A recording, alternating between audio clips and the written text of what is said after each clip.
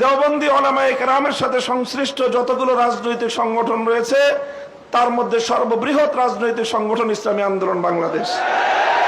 কাজেই সেই জায়গা থেকে ইসলামী আন্দোলন বাংলাদেশের দায়িত্ব সবচেয়ে বেশি। আলহামদুলিল্লাহ, আমি সাক্ষী দিচ্ছি লাখো জনতার এই মজমায় আমরা হযরত পীর সাহেব চরমনায় সৈয়দ রেজাউল করিম সাহেব হাফিজাহুল্লাহর মধ্যে সেই উদারতা এবং সেই আন্তরিকতা আমি প্রত্যক্ষ করেছি, আমি সাক্ষী দিচ্ছি। এই জন্য আমরা আশাবাদী আগামী দিনে ইনশাআল্লাহ আমাদের ঐক্য প্রতিষ্ঠিত হবে।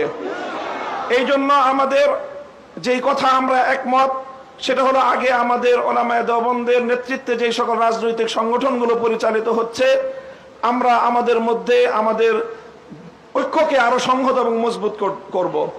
ইতিমধ্যে আমির হেফাজত আল্লামা শাহ মুহিবুল্লাহ বাবুনগরী হাফিজাহুল্লাহর পক্ষ থেকেও আমাদেরকে সকল সংগঠনকে এই দাওয়াত দেওয়া হয়েছে। কাজী ইনশাআল্লাহ আমরা আশা করছি যে অদূর ভবিষ্যতে অনতিবিলম্বে আমাদের ঘরানার সবগুলো রাজনৈতিক সংগঠন আমরা সীসাডালা প্রাচীরের মতো ঐক্যবদ্ধ হব।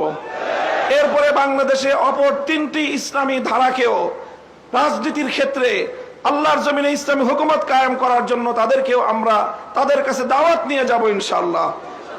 সেটা হলো, একদিকে বাংলাদেশে আরেকটি অঙ্গন রয়েছে আহলে হাদিস সম্প্রদায় হিসাবে বিশাল একটা সম্প্রদায় বাংলাদেশে রয়েছে। আমার যতদূর জানা তারাও এই বিষয়ে বর্তমানে অতীতের যে কোনো সময়ের তুলনায় উদার দৃষ্টিভঙ্গি লালন করছেন।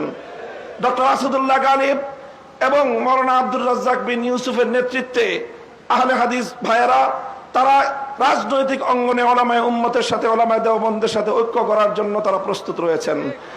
আমাদের আরেকটি অঙ্গন রয়েছে যাদেরকে আমরা সুন্নি বলে জেনে থাকি, সেই সুন্নি ভাইয়েরাও আমি আশা করি এবং আমার কাছে যতটুকু ধারণা তারাও ঐক্যের জন্য প্রস্তুত রয়েছেন।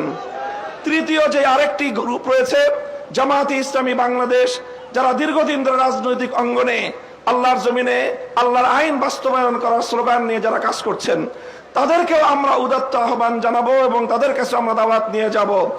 এইভাবে উলামায়ে দেওবন্দ যদি ঐক্যবদ্ধ হয়ে আহলে হাদিস সুন্নি জামায়াতে ইসলামী সহ ঐক্যবদ্ধ হতে পারে, বাংলাদেশের উম্মতের উলামায়ে কেরামের কাছে জিজ্ঞাসা করা ছাড়া কোন রাজনৈতিক সিদ্ধান্ত গ্রহণ করা যাবে না।